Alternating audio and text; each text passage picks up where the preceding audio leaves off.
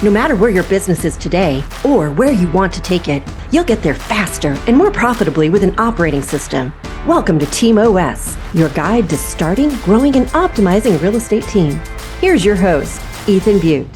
For insights into starting, growing, and optimizing a real estate team, we're talking with Tiffany Gelzinis. A few fun facts before we get started. She began her career as a business and marketing leader in construction, chemical manufacturing, defense and space manufacturing, and flowers. Her approach to real estate is one of being data-driven, and she's a self-described data junkie. And in addition to leading her real estate team, she serves as realtor in residence at Follow Up Boss. Thank you for talking Team OS today, Tiffany. Thanks for having me, Ethan. Yeah, looking forward to the conversation. And the goal here, of course, is to explore the team concept at a very high level. And I want to start with a must-have characteristic of a high-performing team. When I offer that to you, what comes to mind, Tiffany? I would say first and foremost is I think the team leader has to have patience. So that's not necessarily a characteristic of the team itself, but the team leader has to have patience in the process and understand that every single day is a learning experience. And it's okay to fail forward. It's okay to make changes and to tweak things. And you know what? It's also okay to just scratch the whole thing and start over again if it's not working, because the business exists to serve the business owner. So if you're not happy with how things are going, you got to tweak it. You got to change it. And then I would say, as far as a characteristic of the team overall, is a good culture where everyone thrives together, where they can work together, they can trust each other, they, enjoy each other's company. Like that, the culture piece is so important. Awesome. Let's step into patience and culture a little bit separately. When I hear patience, I hear potentially, and I'm not assigning this to you, Tiffany, but these are two things that I heard as you offered that. One is maybe patience for people doing things differently than you might or differently than you intended, and seeing maybe how that plays out. Another aspect of patience that it made me think about was the idea of implementing a new system or a new process and giving it time to kind of settle in, get adopted, and for results to start occurring. And maybe in setting it up, you need to give yourself a reasonable timeline to say, okay, at this point, then we're going to get serious about whether to kill, improve, optimize, whatever. Anything I offer there resonate with you? Absolutely. And I think that's where the, kind of from the intro, where I'm a little bit of a data junkie, right? So, yes, patience in your system. I think a lot of times real estate agents that start teams are usually pretty dominant personalities, right? If you're familiar with the DISC profile, a lot of us are Ds, right? So, we want to crash through the wall and make things happen, but not everybody operates that way. So that's something that's important to understand, is that not everybody else, and usually the people that are going to join your team are not going to be the ones that are going to crash through the wall. Because if they were going to do that, then they would probably start their own team, right?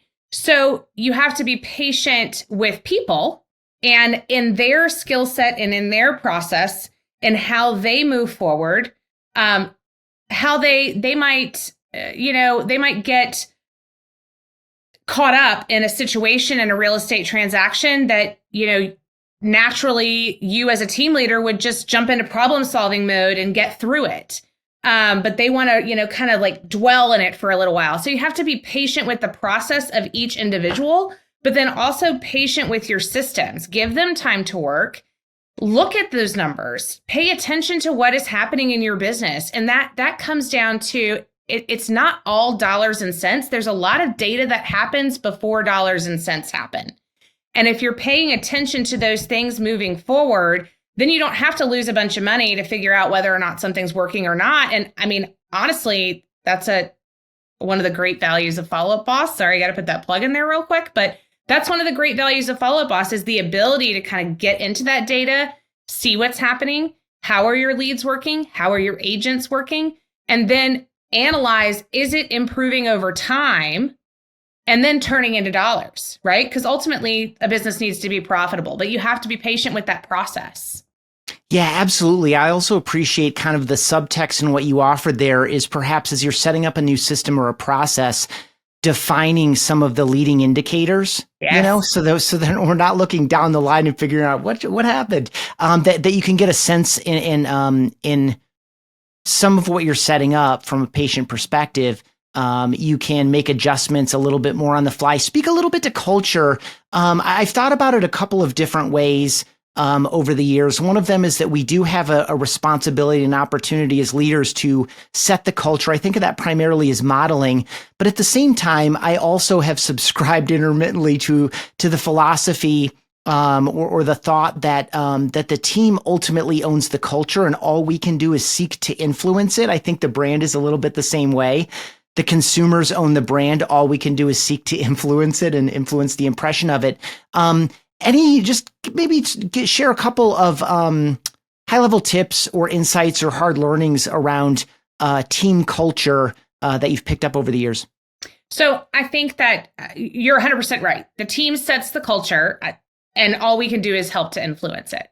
And one of the kind of defining moments for us was sitting down as a core team and defining those core values together.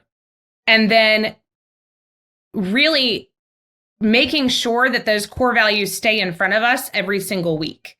So we've deployed, we call them cultural nominations, where we have a huddle every morning, and it's kind of just a launch to the day, right? So it's a 15-minute Zoom call in the morning with the whole team.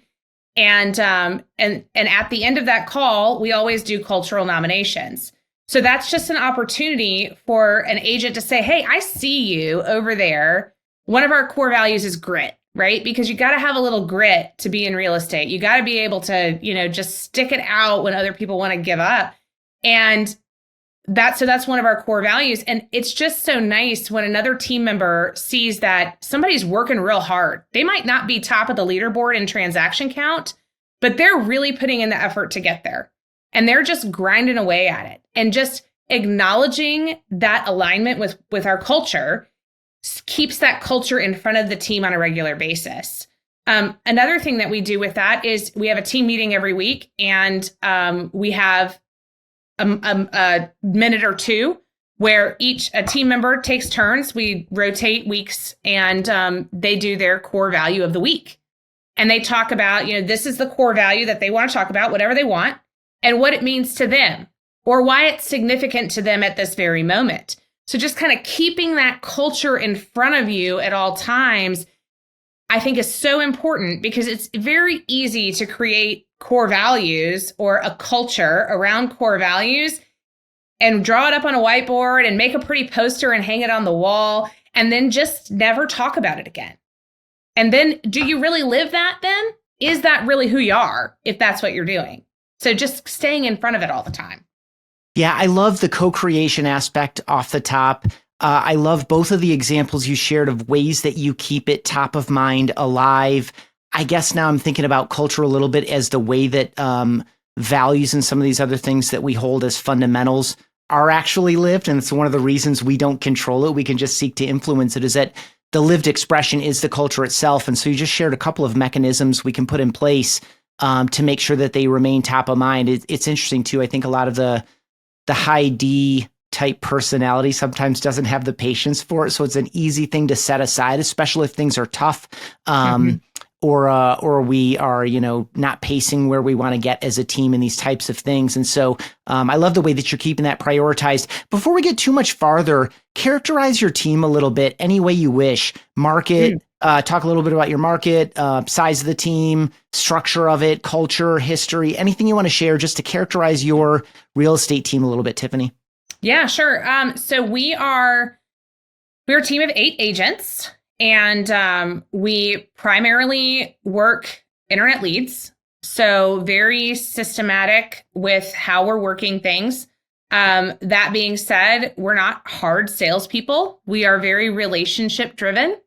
So we like to, whether somebody's going to buy a house today or 3 years from now, we just want to be the people that they call and that they trust. So very good at creating relationships and not selling people. I refer to us regularly as real estate consultants, more so than salespeople, because really I think it's kind of difficult, almost impossible to sell somebody a house, really. Like you consult them through the process. You can't force somebody to buy a house. I mean, not that you're necessarily forcing them if you're selling them, but that is, I think, a foundation of our team is that we are relationship driven.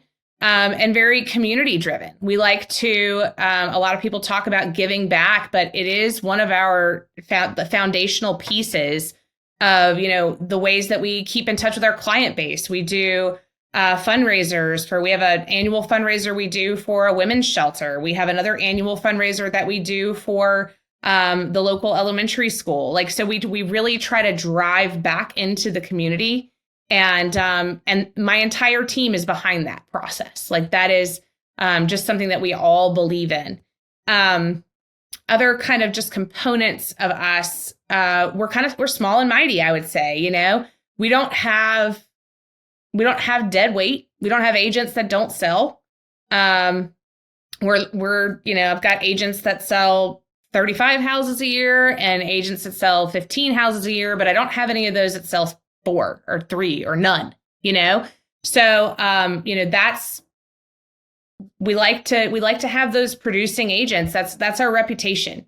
And get agents into production as quickly as possible. So, I really believe I like to call it an apprenticeship model. So some people might call it a mentorship, but I really believe that, to get an agent into production really quickly, it's best to have them aligned with an agent that's already in production. So a lot of our agents will bring in as a sales assistant or something along those lines before they go out and kind of start selling on their own. So they're learning how to do lead generation alongside an experienced agent. They're learning how to do a home inspection, how to write contracts, and they jump into the business already being busy. So they're not sitting there going, oh, I've got to learn scripts and dialogues. They just learn from experience right away. And so that's been a really foundational part of how we've grown our business over the last couple of years. We've gone through some iterations of the team, and that kind of goes back to what I said earlier with be willing to fail forward, be willing to scratch it if it's not working. We've gone through the process of hire a bunch of agents and just see what sticks. And I just don't like that. I don't like that. That puts a lot of stress on me, honestly. So, and I'm not saying that's a wrong way to do it. There's some team leaders that works really well, but that doesn't work well for me personally. So, I've tried a lot of different things, and the model that we operate under now, where we're operating as leverage, the team is the leverage for the agent. And that's just really thrived for us. Very good. And so the whole team is all agents. Yeah. Well, no, I have 2 admin staff as well. Okay. Yeah. Cool. And what are their primary roles? So I have a marketing admin, and then I have an executive assistant. And the 2 of them right now kind of share in working our transaction coordination. That probably will change eventually, but it's, that's kind of how we're doing it right now. Awesome. We'll maybe get a little bit into recruiting. I feel like you're probably at this point, because of the iterations, I feel like you're probably attracting the right types of people. But before we get into that, something that we do in all of these conversations, I want to dwell a little bit and break down with you kind of a decision point that was key in your team building journey, and something that we talked about when we connected a week ago was a time when you were deciding whether to continue leading and building the team, or perhaps going back to a solo agent. And so I'd love for you to start that story wherever you want to start it. And then we kind of break down like how you thought about that decision. Obviously, I think we know at this point the decision that you made, but maybe some of the near-term intended and unintended consequences once you made that commitment to yourself. So walk us back a little bit. When was this in your career? And what were some of the things going on that led you to this kind of decision point? So this was about 3.5 years ago, really. About 3.5 years ago.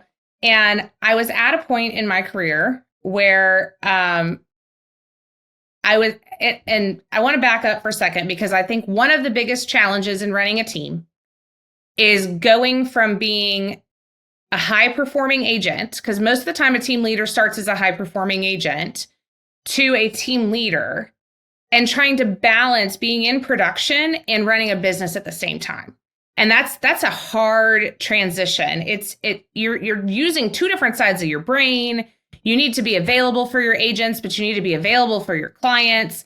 You don't have time to get the system set up that you need set up or whatever it is. You're just kind of like juggling a whole bunch of things. And it feels a lot of times like you just threw a bunch of stuff in the air and you're like, I'll catch whatever I can and whatever falls to the ground, I'll get to it later. But that's probably the most challenging time in building a team, in my opinion.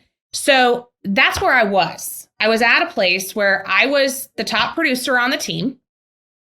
I was looking at my numbers and I was really understanding that if it wasn't for my production, I wouldn't even be able to support my team, that I was literally cash flowing my team. And I had about 10 agents on the team at the time. And I was lucky to get, one transaction a month out of each. I mean, I really wasn't even getting that. Most of my agents were like 4 to 6 deals a year kind of agents. I had a couple that would do a little bit better than that, but it was really all me. And I was having a really hard time figuring out how to get agents productive, right? So that was kind of where the problem, right? If we identify the problem first, the problem was, how do I get these agents into production? Because I don't have time to hold 10 agents' hands. So it started coming down to, what are the aspects of the business that I enjoy? What are the aspects of the business that I don't enjoy? And, yes, I need to continue to make money and support my family, but I was also working a ton of hours all the time, constantly, on the phone, responding to this, doing that, because I had to carry this load of this team. So at that point, I started thinking to myself, and I imagine I'm not alone here, but I started thinking to myself, so is it worth it to even do this? Like, if I'm literally the one out there beating the streets to pay the bills for this team, then I could have much fewer bills. Like, my bills would be much lower if it was just me, right? I don't need the rest of these people if they don't want to actually work, if they don't want to show up. Because that was the biggest problem was getting them to want to be there, like finding that motivation behind them. For me, that was my biggest problem. And I'm very self-motivated. So it was hard for me to, how do I get somebody to want to do this? If they don't naturally want to do this. So ultimately, what I decided was my issues, the things I don't like in this business are that I can never have a break because I have to be constantly on the go. And that I was kind of tired of babysitting agents. I didn't want to do that. So I made a decision. Oh, and the other thing that I identified as a problem in recruiting is real estate is probably the only industry, the only one that I know of, that does not offer any kind of compensation to people that come to work for them as they're starting out. So we're hiring these agents and we're saying, hey, come to work. I need you to work probably 40 to maybe 60 hours a week if you really want to be successful in this business and you want to get a really good jump, but you're not going to get paid for like 90 days, maybe longer. So I hope that works out for you. So it's so hard to hire talent. Like if you're trying to hire somebody that's a professional, and I had gone through several situations where I was recruiting somebody from another industry that I thought had amazing potential, that was, really interested in real estate. And then we kind of started digging in and talking about stuff, and it wouldn't work out because they would say, well, I'm going to have to do it part-time. And a lot of times when agents start out part-time, again, in my experience, I know there's plenty of successful agents that have done this, but I would say the majority of people give up before they get successful because it's too hard. You're being pulled in multiple directions. So I came to a decision at that moment in time, and this is kind of how things have progressed over time, that the best thing that I could do to figure this out would be to hire a licensed agent to work alongside me, basically as an apprentice, as a sales assistant, if you want to call it that. But I needed somebody that would provide leverage for me that I could train one-on-one to be able to do the job that I do. And honestly, I got really lucky. And I found an amazing agent and brought her on. And I was able to greatly increase production in that year. And then the demonstration of her success allowed me to recruit other people as well, because that really, it was what I needed to prove that it wasn't my leads. It wasn't my system. It wasn't me. I just didn't have the right people yet. And that's what I needed to prove to myself. And then I've been able to duplicate that. And not every agent comes in on salary. Some agents come in with a book of business that's enough to, support them, or, they come in and they've got enough in savings to, be on wait 3 months for a paycheck. There's plenty of agents that are fully capable of doing that. But having a model that's built out now that gives somebody with talent the opportunity to transition into being a fully 1099 independent agent has been a game changer for us. That's fantastic. I really appreciate your awareness of how much you were carrying. Part of what I heard in that was this struggle of, I can't commit to lead a team and coach and build these people up. I maybe don't have the patience because I don't have the right people to do that anyway, perhaps. And I can't afford to do that full on, and I can't afford to set down any of the activity that I'm doing from a production perspective, because that's what's keeping all of the lights on. And we need to honor that. And so I appreciate the solution that you found out of that. And I feel like you referred to a sales assistant earlier. So I feel like this mentorship model is part of just how you operate now. Did I hear that correctly? And Is that something that you still have in place today? Yes, it is. Yeah. So I have some agents that are very well established that just have decided to still stick with the compensation plan that we have. I call it my base plus model. And so there's a base salary, very similar to a lot of the, mortgage brokers or loan officers. So there's a base salary, and then there's a bonus that's paid as an upside as a percentage of their gross commission income. And there's a number of different ways to do this. I'm not saying the way I did it is right, but we definitely spent a lot of time figuring out there's a combination of giving somebody enough money to where they feel like they're comfortable and incentivizing them to want to do more, right? And there's a level of accountability on both parts with that too. Okay, so that's another thing that was kind of like a foundational change with this Base Plus model is there's a mutual responsibility.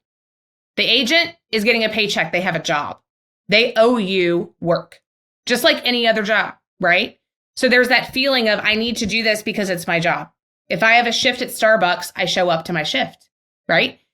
But then at the same time, there's a responsibility from the business, which is, me or staff or systems or whatever, but there's a responsibility from the business to make sure that the agents are being held accountable for what it is that they need to accomplish. So there's a mutual responsibility there that really was a fundamental change in the business as well, versus kind of the attitude that I had caught myself having, and maybe not the right attitude, but I would catch myself having this attitude of, well, if they're not going to show up, I'm not chasing them down.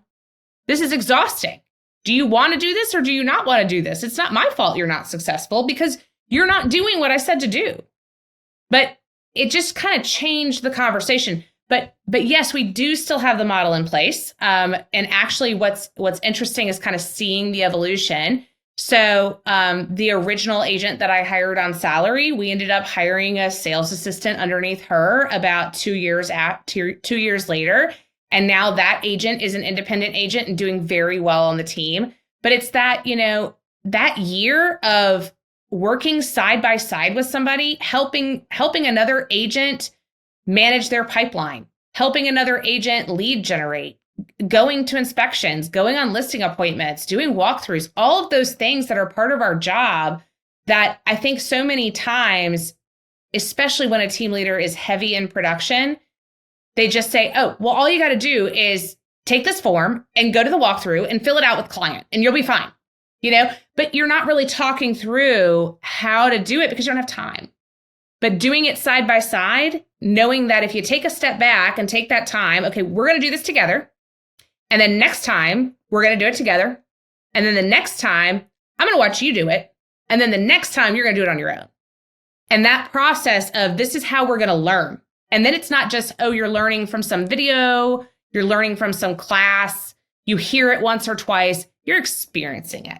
And you know when to raise your hand and ask questions. And then the client gets a more consistent experience. Yeah, so many really good things in there. I just want to extend on to where you just left off, which is you have that real-time feedback as well, right? Like, I'm going to do it and you're going to watch me. I'm going to do it, you're going to watch me. Then we're going to kind of do it together. And then you're going to do it and I'm going to watch you do it. But that live feedback, that interaction, but then also what makes all of that possible and makes people capable of hearing the feedback they need to hear so often in so many contexts, not just the one that we're talking in now, is the relationship that's built. Like that is where kind of the care, the understanding, I know your personality type a little bit. I know how you're going to receive this properly. And I know how I want to say it, but I know that's not going to work best. Like just all those relationship dynamics are right in there too. I also appreciate this idea that, it's a living means of carrying on another really, really big challenge that everyone in your seat has faced at some point, which is how do I repeat how I know I want the customer experience to go? And that's kind of baked into this process as well. Before we go too much farther ahead, I want to double back a little bit and make sure that the solution in this situation, it sounds like it solved all the problems that you broke down. Was there anything unexpected, negatively in the choice that you made? And I assume, by the way, that some of those 10 agents just kind of scattered and disappeared. They pretty much self-selected. There was some, we made some decisions. We changed some, systems or rules and how we would do business.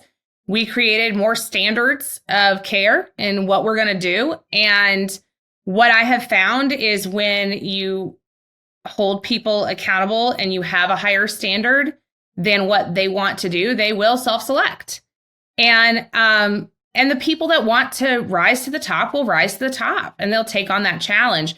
So yeah. And I mean, actually it's, funny, I guess, like one of those 10 agents, she ended up leaving because of, really the other agents. Like she felt like she wasn't in the right tribe. And that goes back to that culture thing. Right. And now she's back on my team. So it's, it's kind of, the right people will come back when it's time for them to, if it's the right place. And that's evolved. That evolution was really fun and interesting, when she came back, because it was okay. Now I want to be here, but I didn't want to be here before because it wasn't the right place. So that's been really fun. Negative things, like what happened. So I would say the one downside of this model and what I love about this model is you do have to be really careful with your hiring process. You have to make sure that you have the right people and you have to be really quick to act if they're not the right people, because now it takes money out of your bank account if they're not doing what they're supposed to be doing. So you're taking a risk. I would say the one thing that I did that was a regret, and I did fix it, was I tried to scale it a little bit faster than this model will allow. So that's the downside of this model is, you've got to have enough people that could use the apprentice, the sales assistant. You've got to have enough of those people that can carry this model forward. So I did try to scale it too fast, and actually I had 3 people that I brought on with this model at the same time, and that didn't work.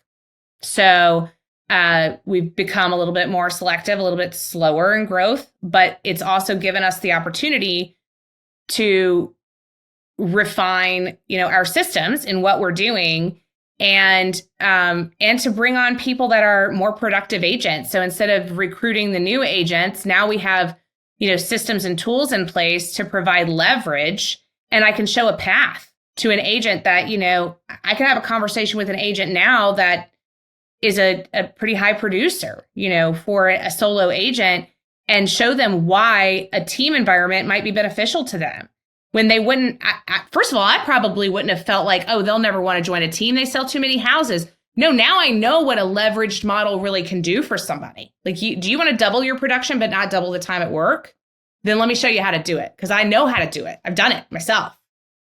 So that was a benefit. But I would say the downside, the one downside was probably trying to scale faster than the model would allow.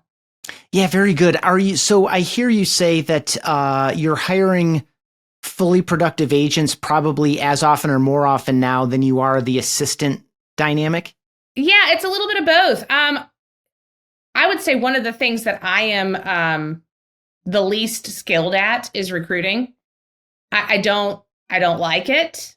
And you know what they say about doing things that you don't like, you don't tend to do them very well. So I don't think I'm a very good recruiter.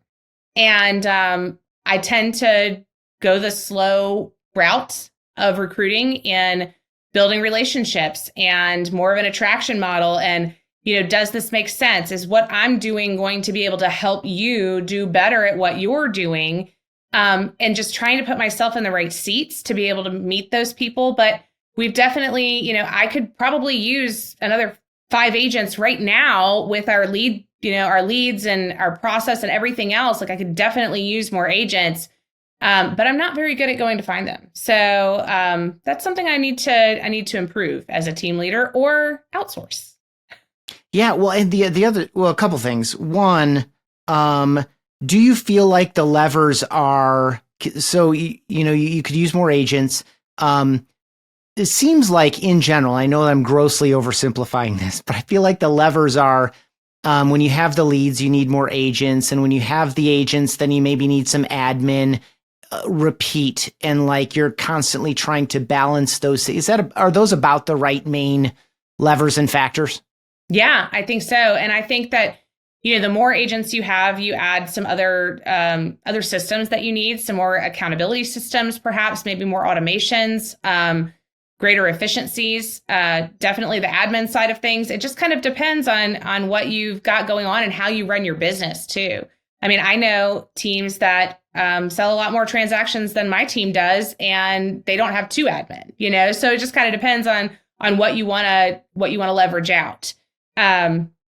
But yeah, levers definitely are, leads, agents, and then systems, really.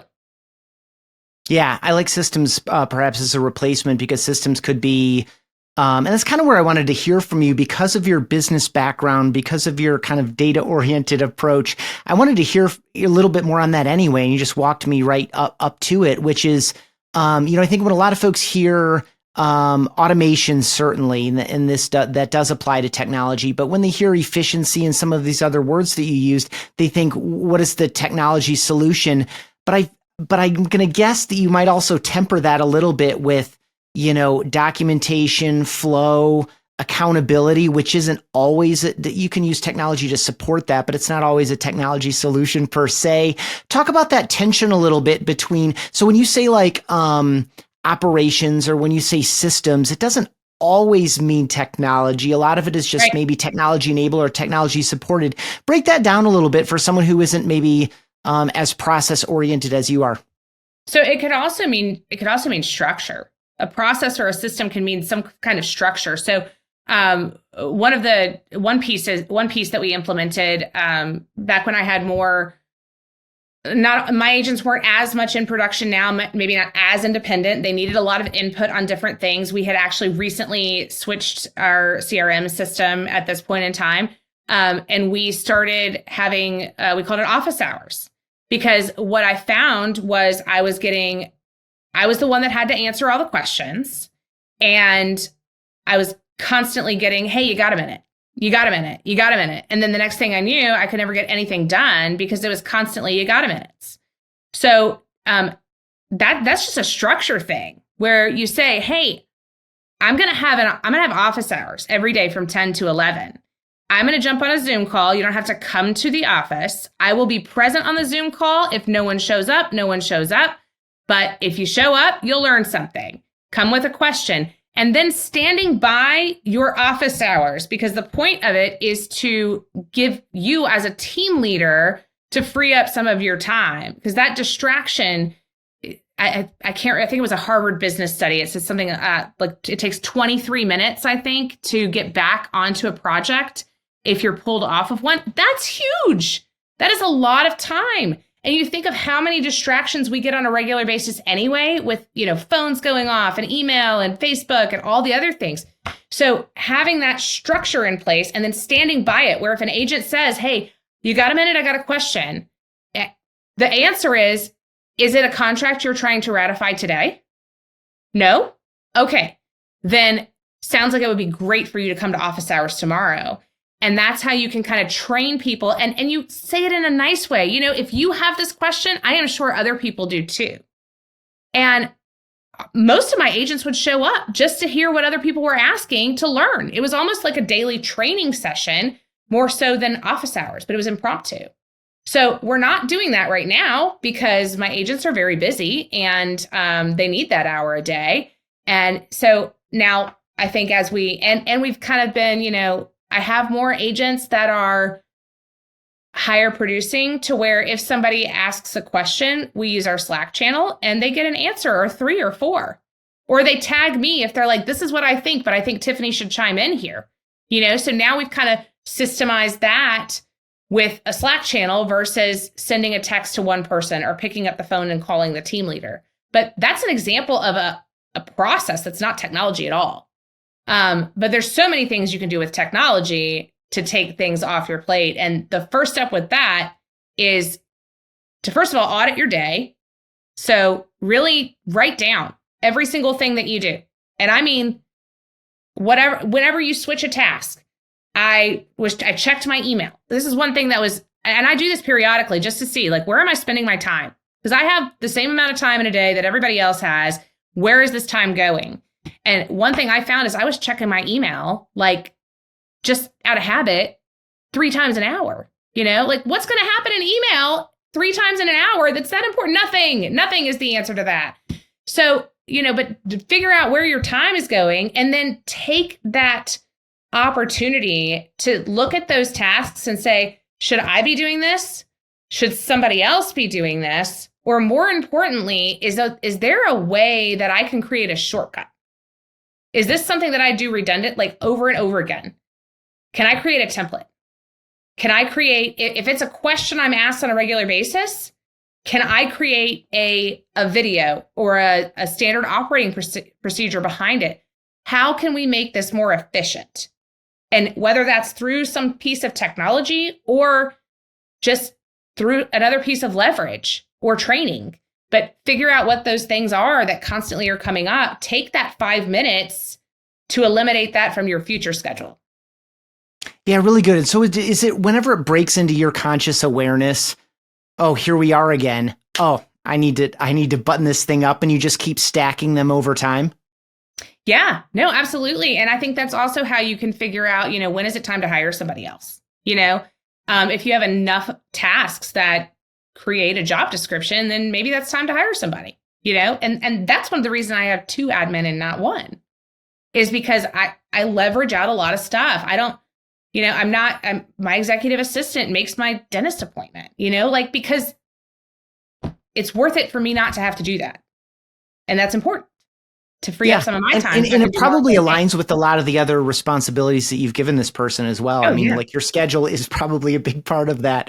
And thank you again for making time for this in your schedule, because I know you have a lot of responsibilities. I want you to double back for everyone listening, either from a recruiting perspective. My hope is that agents who are kind of in some of these zones that you described earlier, like, I started a team, but I don't know if I made the right decision, or I'm a high producing agent. Do I have what it takes to lead a team? I know it's a different job, et cetera. So my hope is that there's either an agent listening right now at this moment in this conversation, or there's a team leader who has maybe tried a couple of different messages. I want you to speak again to where you were maybe 10 or 15 minutes ago, which was a high producing agent where your initial gut reaction was, I don't know what I'm going to tell this person to come onto my team because they're already an incredible producer. But then obviously you have a lot of like layers of arguments and ideas and probably lines of inquiry to test and probe with this person so they can discover whether or not a team is right for them. So the question is, what type of agent is operating right now solo who would probably be better off or should at least, out of respect for themselves and their future, consider whether they would be better off inside a team? Kind of like break that down a little bit.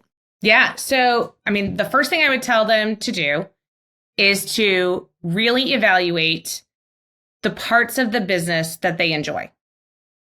If they really enjoy selling real estate and being client facing, and they don't enjoy figuring out what the best lead sources are, or looking at how to increase efficiency on a transaction to close process, or, there's so many other things, but if they enjoy the actual sales function, the client facing part, then that they're probably a good candidate to be on a team. Let somebody else. This is why there's these different businesses are popping up, that are literally just support the back end, right? They're taking care of your accounting.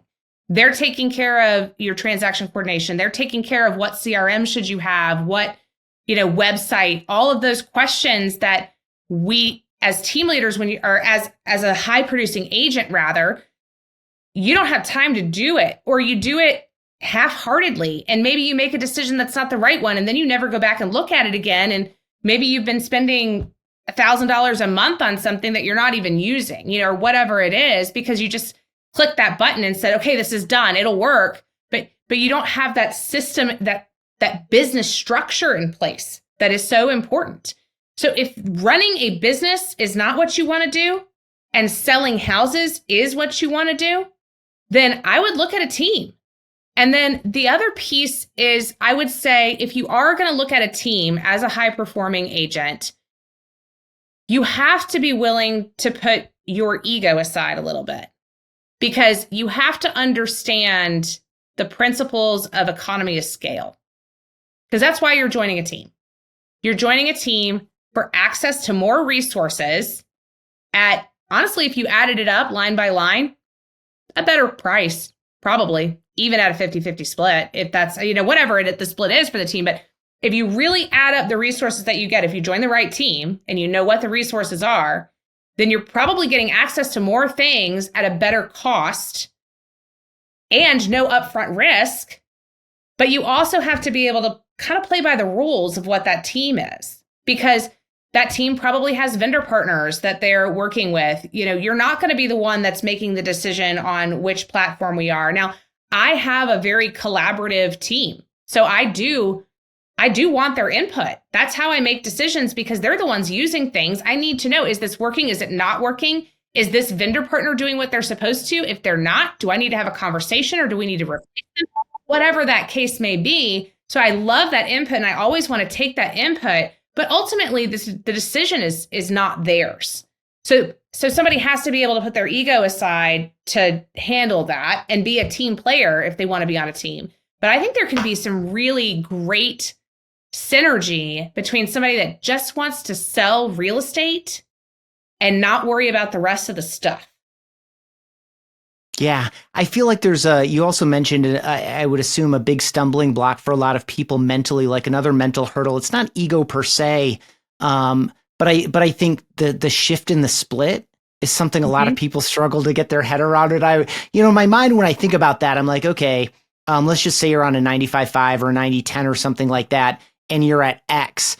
And you shift to, just to keep it simple, a 50-50, and you could be at like 2.25x, is so much obviously better, which is to say nothing of all the lifestyle factors as well. Like, I really feel like it makes sense for more agents than fewer, honestly. I think so too. And I think what a lot of people would discover is, if they truly understood their P&L, like their profit and loss, if they really knew where their money was going. And I think that a lot of times they just don't pay attention to that, unfortunately.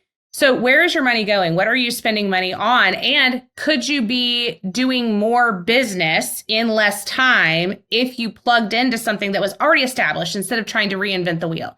Like, instead of trying to think of, okay, I need this marketing newsletter, and I'm thinking of things that I constantly hear agents talk about. Do you have any ideas on this? Yeah, I got all kinds of ideas, but what are you trying to do with it? Like, why do you want it?